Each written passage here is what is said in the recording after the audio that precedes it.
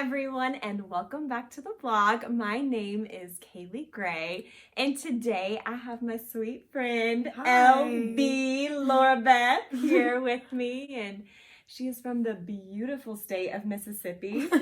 Actually, is it beautiful there? Oh. I was gonna say, I've never been. Mississippi is not the most exciting place to be from, but They have good food. They do have good food. Yeah, we were talking about food today. Southern food is not a joke. We like us some Southern food. We do. Biscuits.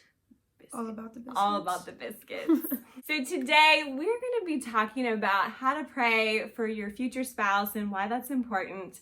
But first, if you have not subscribed to this channel, please subscribe by hitting that red button below. So you kind of might be thinking like praying for your future spouse, like that's weird. Yeah. And it kind of does sound weird because it's easy to pray for like a stranger when they're like right in front of you, or to pray for somebody that you know. Yeah. But to pray for somebody that you don't know, that you haven't potentially maybe even met, it can be kind of weird to be praying for them. And as a little girl, that's something like my parents like encouraged me to do, was to be praying for my future spouse. And that's something that I hope he's praying for me as well. But when you first say it, it does sound a little weird. It does. I feel like for me, it felt really weird because it was just like, I've never met this person. I don't know what to pray for. Yeah. I don't know how to pray. And a lot of it for me came back to like identity with myself.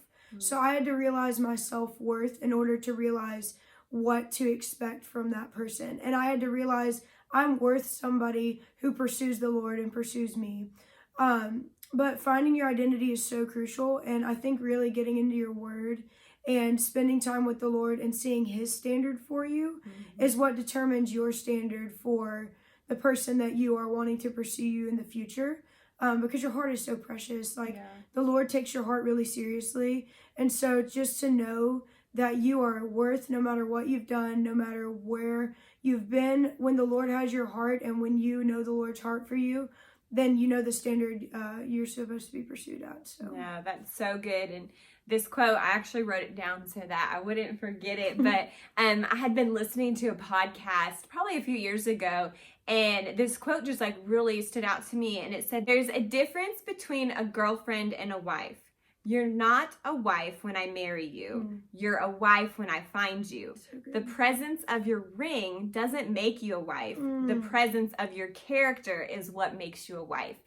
And for me personally, I was like thinking, because all through these years, I've been praying for my future husband, and, you know, I've been praying for qualities of a future husband, and also just for his life in general, that he's blessed and, you know, highly favored. But I started thinking, I like just had this revelation. I'm like, oh my gosh, why haven't I been praying for myself? And I felt like I had wasted all of these years of praying because I wasn't preparing myself in prayer to be the wife that I need to be for him someday. And so just because you are praying for your future spouse doesn't mean you shouldn't be praying for yourself as well. You should be praying for both of you. And yeah, that was just like a huge revelation that I had. Yeah, I mean, that's so good. You're not a girlfriend, you're a wife. I feel like we have this season of preparation, and a lot of people throw out, well, I'm just in a waiting season. Well, that might be true, but what are you doing in your waiting? Yeah.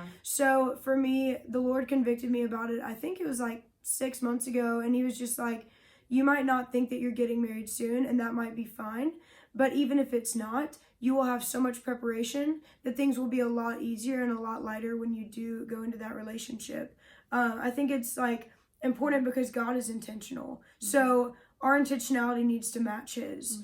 And how do we become intentional if we aren't preparing? How do we expect good things if we are literally just sitting and waiting for God to just drop Mr. Perfect in our lap? Like, that's just not realistic. That's not how it's going to happen.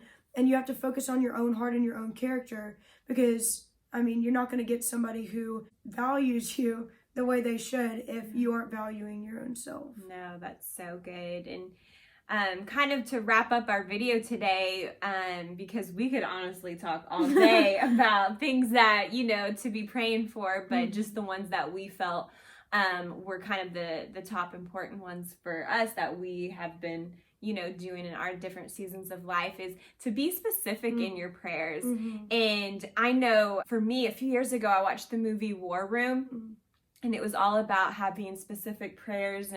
And after that, I kind of got convicted. I was like, okay, I need to be praying more specifically for my future husband, not just like, okay, God bless him, like be with him, but being more specific in it. And then even like 2 weeks later, my mom called me, and it was so funny. She picked up the phone and she was like, oh, I was just praying for your husband, and I just was like, I just love my mom. She's such a prayer warrior. Yeah. And it was so funny because she was like, well, how are you praying for him? And I was like, I'm praying like anybody would be praying for somebody, I'm like praying for him. She goes, well, are you being specific in your prayers? So important. And so that challenged me even to like write out a prayer and just really like think about the specific things I should be praying for. And so, I started praying that he's having fun in his single life, and he is being a blessing, that he's traveling, that he's being promoted in whatever he's doing. And so I think just having those specific prayers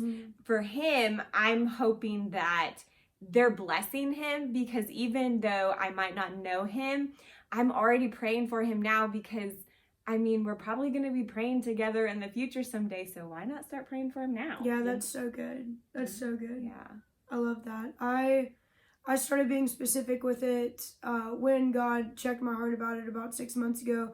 I honestly wasn't praying for my future spouse, because I was like, God, I am enjoying being single. I don't want to be married anytime soon.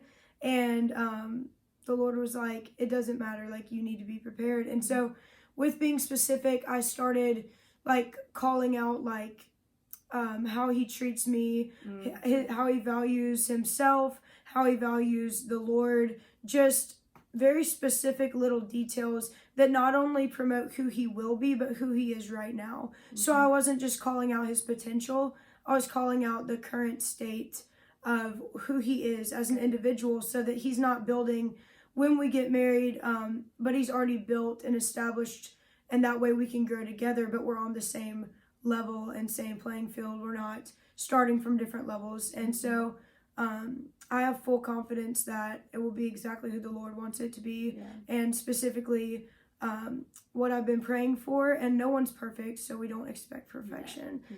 But he'll be perfect for you. Yes. Like, your guy's not going to be perfect for me, but your guy's going to be perfect for you. Yes, tailored by the Lord. Yes.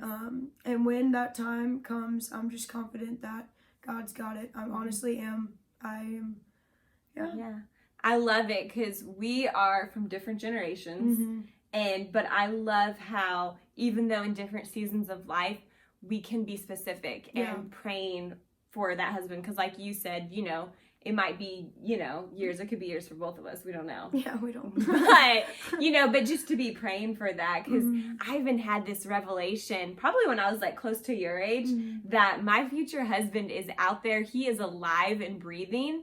And I started thinking, I was like, oh my gosh, he better not be flirting with other girls. You know what I mean? Like, I'm like thinking, well, then it challenged me, because then I was like, well, how am I acting around other guys? Like, if he were to see me, how I'm acting around other guys.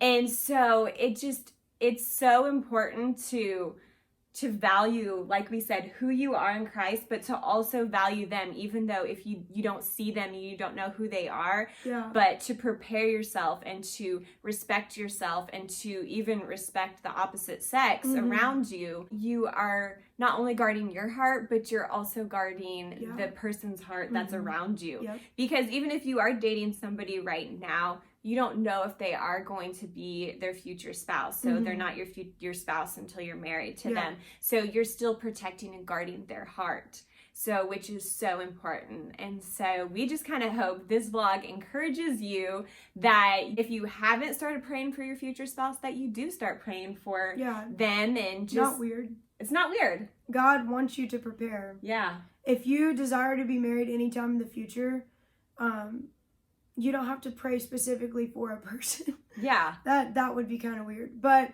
if you just pray specifically for whoever God blesses you with, and especially if you're dating, I feel like if you're dating, you need to be praying characteristics for that person. It doesn't matter what season you're in or where you're headed to. The Lord always likes a prepared heart, a specific prayer. Yeah. And he desires the best for you, and he wants to give it to you. But in order to give it to you, you have to be preparing for these things. Yes. You have to be praying for it. So good.